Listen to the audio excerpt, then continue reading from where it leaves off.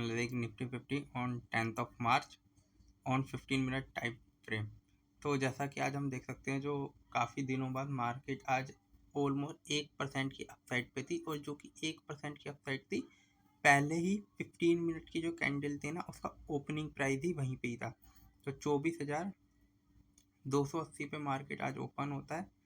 उसके बाद 24,126 का लो बना देता है 15 मिनट की कैंडल पे, और जो आज का क्योंकि गैप अप ओपनिंग थी, फिर उसके बाद मार्केट अपना यहाँ पे लो बनाने की कोशिश करता है 9:45 के आसपास, जिसके अंदर वो 24,080 के लेवल को आसपास आता है। फिर वहाँ से एक रिकवरी देता है और 11:30 बजे के बाद हल्की सी डाउन साइड, और फिर अपना डे एंड पे हाई लेवल पे क्लोजिंग देता है, जो कि 24,280 के आसपास है। और अगर आप ओपनिंग देखेंगे तो वो भी वही थी 24,280, जो क्लोजिंग देती है कैंडल लास्ट वाली 24,286 की। तो मतलब सेम ही ओपन और क्लोज लगभग सेम है, बट ये अच्छी बात है आज गैप अप ओपनिंग हुई थी, ठीक है, काफ़ी दिन बाद। अब डेली टाइम फ्रेम पे देखने की कोशिश करते हैं। तो जैसा कि है ना, मैंने आप लोगों को बताया था कि मार्केट अपने हाई से 8.5% की डाउन साइड कल दे चुकी थी, और जब मैंने वीकली एनालिसिस जो संडे को पोस्ट किया था ना, तो काफ़ी कहने वालों ने तो बोल दिया था 24,000 के नीचे चला जाएगा, 23,000 चला जाएगा, या 23,500 आ जाएगा, 23,000। नो डाउट मार्केट है, अब आगे आने वाले टाइम में क्या हो सकता है, बट एकदम से मार्केट इतना नीचे नहीं जाता है। अब मार्केट क्या करेगा, यहाँ से एक रिकवरी का साइन दिखाएगा, ठीक है, एक रिकवरी। और मे बी हमें, जैसा मैंने आप लोगों को अपने वीकली एनालिसिस में बोला था, जो इस वीक जो मार्केट रहेगी ना, 24,000 से 25,000 के लेवल के बीच में रहेगी। तो बस वही है कि अब मार्केट कल और अगर हल्की सी रैली देता है तो हमें ये जो हमारा 24,600 के लेवल पे जो रेजिस्टेंस था ना, ये टच होता हुआ देखने को मिल सकता है। क्योंकि अगर मैं देखूँ तो जो मार्केट के अंदर जो है वो गैप अप होने के बाद भी 24,400 के लेवल आने बाकी हैं। तो मे भी कल भी 24,400 के आसपास मार्केट ओपन हो और फिर हल्का सा डाउन है, या फिर कल हल्की सी डाउन ओपनिंग होके फिर अपसाइड के लिए चली जाए, तो कुछ ये हो सकता है। और अब मैं आप लोगों से है ना कुछ स्ट्रॉन्ग चार्ट, अगर स्ट्रॉन्ग स्टॉक और उनके चार्ट में डिस्कस करता हूँ। तो जैसे कि मैंने कल ही आप लोगों से एक स्टॉक डिस्कस किया था, आर सिस्टम। ये आर सिस्टम को अगर आप देखेंगे तो ये स्टॉक आज फिर से एक अच्छी रैली दे रहा था, जिसके अंदर ये 10% की रैली दे रहा था। ये देखिए इस वाले कैंडल पे, और इसका वॉल्यूम भी अच्छा था। जो हाई था वो तो इसने 344 तक के 45 तक के लगा दिए थे आज के दिन, बट अगर आप इस स्टॉक को देखेंगे तो अपने 311 के लो से 344 तक के हाई के लिए गया था, और 329 पे आज इसने क्लोजिंग दी है। तो मेरी मार्केट के अंदर इसमें और भी पोटेंशियल देखने को मिल सकता है, बट हाँ 344 के आसपास यहाँ पे एक सेलिंग देखने को मिल सकती है।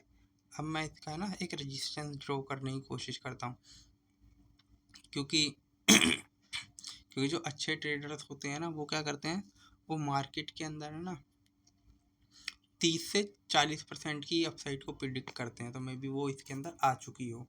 अगर मैं इसको अगर इसके लो से यहाँ से पिक करता हूँ, यहाँ से, तो ये स्टॉक का जो हाई है वो 34% तक का हो चुका है। अब अगर आप इस स्टॉक को देखें तो इसमें यहाँ पे कोई मेजर रेजिस्टेंस ही नहीं है, तो मे बी ये स्टॉक आपको 360 तक जाता हुआ देखने को मिल सकता है। ये इजीली 360 तक चला जाएगा, इसके अंदर और भी अच्छा पोटेंशियल आपको देखने को मिल सकता है। इसीलिए स्टॉक 345 के बाद डाउन आया। अब ये कल फिर से 360 तक के लेवल के लिए जाएगा, क्योंकि अगर मैं इसका सिंपली देखूं तो जो रेजिस्टेंस दिख रहा है वो यहीं पे दिखेगा, 360 371 यहाँ के लेवल पे, ठीक है। ये यहाँ पे रेजिस्टेंस देखने को मिलेगा आपको। तो मैं एक लाइन खींच के आपको दिखाने की कोशिश करता हूँ। तो मे बी अगर कल आपको अपॉर्चुनिटी दिखती है तो आपको फिर से 350 351 और 60 के लेवल पे इसको देख सकते हैं, ठीक है। बट कोशियसली पिक करिएगा, अब अपसाइड के लिए ज़्यादा मूवमेंट बची नहीं है, ठीक है। और एक IKS करके कंपनी है, IKS एडवेंचरस नॉलेज सॉल्यूशन। ये एक कंपनी है ना जो US के जो डॉक्टर्स होते हैं ना, तो क्या है कि डॉक्टर्स का काम है पेशेंट्स को देखना, ना कि एडमिनिस्ट्रेशन को देखना। तो ये उसके अंदर एक काफ़ी अच्छा काम कर रही है। और अगर इस स्टॉक को अगर आप देखें तो इसने अपना यहाँ पे इसने बॉटम को टच किया है, ठीक है। ये इस लाइन पे 1244 के आसपास के इसको बॉटम को टच कर लिया है, और डबल बॉटम बनाते हुए भी ये स्टॉक अपसाइड के लिए जा सकता है। तो इसके अंदर भी एक अच्छी अपसाइड देखने को मिल रही है। इसके अंदर जो रेजिस्टेंस देखने को मिलेगा वो 1450-60 के लेवल पे दिखेगा, या फिर अगर आपको देखेगा तो ये 1500 के लेवल। तो यहाँ पे भी एक 10% की अपॉर्चुनिटी एक और देखने को मिलती है। तो इस स्टॉक को आपको रडार पे रखना चाहिए। स्टॉक अपने अपने हाई से काफ़ी अच्छा डाउन हो चुका है। आज के दिन स्टॉक ये 7% अप था। 1309 के लो से 1406 के हाई के लिए गया था और 1396 पे बंद हुआ है। तो मे बी ये एक बार है ना, आपको कल के दिन 1380 के आसपास दिख सकता है, बट फिर अगर ये फिर से चढ़ा तो ये आपको 1420-26 ऐसी कुछ एक अपॉर्चुनिटी दे सकता है। तो इस स्टॉक को आपको रडार पे रखना चाहिए, ठीक है। इसके बाद जो नेक्स्ट स्टॉक मैं आप लोगों से डिस्कस करूंगा ना, वो रेडिंगटन है। सीरियसली बोलूँ तो गाइस, जिस दिन इसने यहाँ पे ये रैली दी थी ना, तो उस दिन भी मैंने आप लोगों को बोला था कि ये स्टॉक है ना 300 तक के लेवल पे जा सकता है। आज ये फिर मार्केट के अंदर एकदम से गिरावट है, और ये फिर अब स्टॉक फिर से रैली के जा रहा है। तो मे बी अगर आप स्टॉक को देखेंगे, आज ये 11% अप था 237 के लो से। और वॉल्यूम देखने की बात है कि इसके अंदर 75 मिलियन शेयर्स के वॉल्यूम थे। और एक और चीज़ मैं आपको बताऊं तो स्टॉक अपने ये अगर आप देखेंगे तो 237 के लो से 268 के हाई पे गया था, और 259 पे आज इसने क्लोजिंग दी है। तो जैसे कि मैंने आप लोगों को पहले ही बताया, ये एक है ना रेंज के अंदर मूव करता है ये वाला स्टॉक रेडिंगटन। ये एप्पल का है ना, ये कंपनी एप्पल की यहाँ पे डिस्ट्रीब्यूशन रखती है। तो मे बी इन्होंने होली के दिन अपना एक नया मॉडल iPhone 17 का कुछ लॉन्च किया है। तो मतलब अगर कुछ नया आया है तो हाँ, सिंपल सी बात है कि एक रैली आएगी। तो उसके अंदर आप देख सकते हैं स्टॉक अपने थोड़ा सा फॉलिंग लाइन के अंदर है, बट एक रेंज के अंदर रहता है। 250 पे एक बाइंग आती है जो इसको 300 तक के लेवल पे लेके जाती है। तो आप इस स्टॉक को फिर से देख सकते हैं कि ये स्टॉक आपको फिर से एक रैली दे रहा है, और मे भी ऊपर के लिए जा सकता है, और यहाँ पे इसको थोड़े से रेजिस्टेंस फेस करने को मिल सकते हैं 280 के आसपास। तो इस स्टॉक को अभी आपको रडार पे रखना चाहिए। इसके बाद जो नेक्स्ट स्टॉक मैं आप लोगों से डिस्कस करूँगा ना, ये डिक्सन टेक्नोलॉजी। ये स्टॉक ने क्या मैसिव रिटर्न दिए हैं ना अपने इन्वेस्टर्स को। तो अगर मैं आज की डेट में देखूं तो ये स्टॉक अपने हाई से आज की रैली के बाद भी मतलब 40% डिस्काउंट पे है। और ये मैं आप लोगों से पहले कभी डिस्कस किया हूँ कि इस स्टॉक के अंदर देखिए, मैं अपनी है ना कभी ड्राइंग को हटाता नहीं हूँ। अगर मैंने कोई चीज़ ड्रॉ करी है तो मैं उसको मेंटेन करके रखता हूँ कि हाँ ठीक है। तो अब इस स्टॉक के अंदर देखिए, जब इसमें 500 गुना के भी रिटर्न आ चुके हैं, अगर आप मेरे पास्ट में जाके देखें कि किस लेवल से ये चला है, ठीक है। तो वो छोड़ते हैं, बट आज के टाइम पे आज के अंदर बात करें ना, तो सबसे पहले तो इसकी रैली देखिए। यहाँ पे जो स्ट्रॉन्ग रैली है 11% की थी। स्टॉक अपना 10,171 के लो से 11,078 तक के लेवल पे गया था, ठीक है। तो स्टॉक में काफ़ी अच्छी मूवमेंट थी आज के दिन। और मैं आपको एक चीज़ और बताऊं तो ये स्टॉक है ना, इस टाइम है ना डबल बॉटम बना रहा है, और एक है ना डब्लू पैटर्न जैसा बना रहा है। तो इसके है ना ये नेक लाइन आएगी यहाँ, ये तो ये मतलब 12,000 तक जाने का तो ईजिली टारगेट रखता ही है। और 12,000 के बाद ये पूरा डब्लू बनाएगा, फिर 13,000 के आसपास आपको रेजिस्टेंस फेस करने को मिलता है। और फिर अगर ये क्लियर कर देता है मतलब 13,000 के लेवल, तो उस पर देखते हैं क्या है। 13,000 के लेवल पे अगर जाता है तो फिर ये और भी अच्छा चल सकता है, ठीक है। इस टाइम यहाँ पे डबल बॉटम बना रहा है, क्योंकि अगर आप देखेंगे तो इस वाले लेवल से मार्केट अगर गिरती तो सीधा इसको 8,000-9,000 के लेवल मिल जाते। तो मार्केट अब यहाँ से अप साइड के लिए जाएगा। तो इस स्टॉक को आपको रडार पे रखना चाहिए। उसके बाद जो मैं आप लोगों से नेक्स्ट स्टॉक डिस्कस करूँगा वो है श्रीराम फाइनेंस।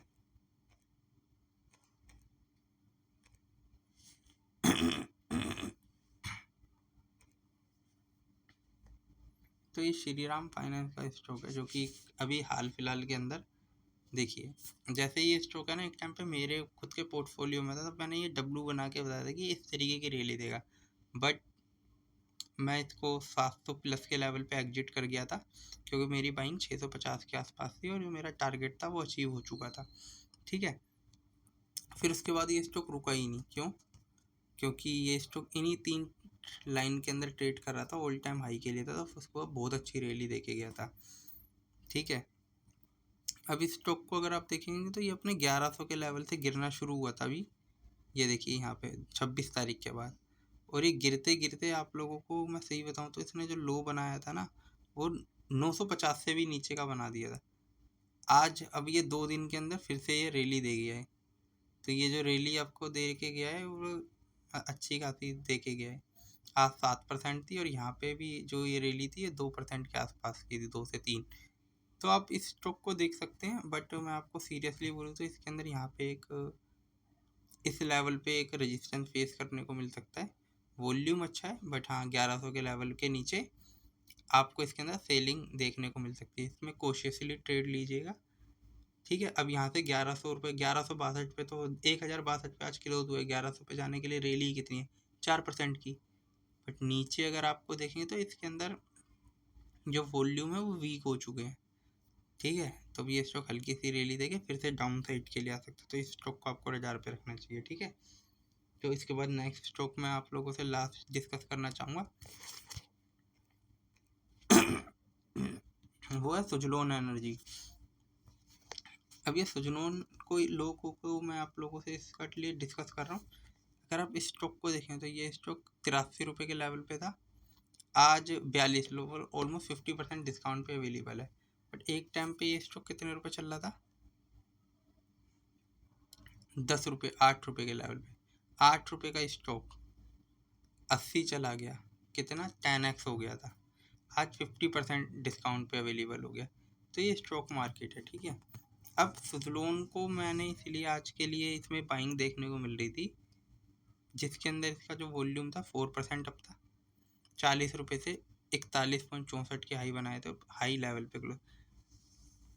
अगर क्रूड के प्राइस हाई होते हैं तो एनर्जी की कंजम्पशन बढ़ती है, और एनर्जी प्रोड्यूस करने के लिए ये सुजलोन एनर्जी जैसे स्टॉक के अंदर पोटेंशियल दिखता है। गवर्नमेंट को अपने जो फ्यूजिल फ्यूल है उस पर अपनी कैपेसिटी को रिड्यूस करना पड़ेगा, और रिन्यूएबल एनर्जी और ये सुजलोन जैसे स्टॉक के अंदर मोमेंटम आएगा। तो अगर आप वारे एनर्जी के हैं तो इसमें भी देखेंगे शायद थोड़ी मोड़ी आज बाइंग आई होगी, क्योंकि मुझे ऐसा लगता है आनी चाहिए। तो आप इन स्टॉक को भी रडार पे रख सकते हैं। तो गाइस, जो भी मैंने एनालिसिस करी है किसी भी तरीके की बाइंग और सेलिंग रिकमेंडेशन नहीं है, only for study purpose I am discussing with you. If you are getting any benefit from that, so like करें, सब्सक्राइब करें, अपने दोस्तों से शेयर करें। Thank you, okay bye.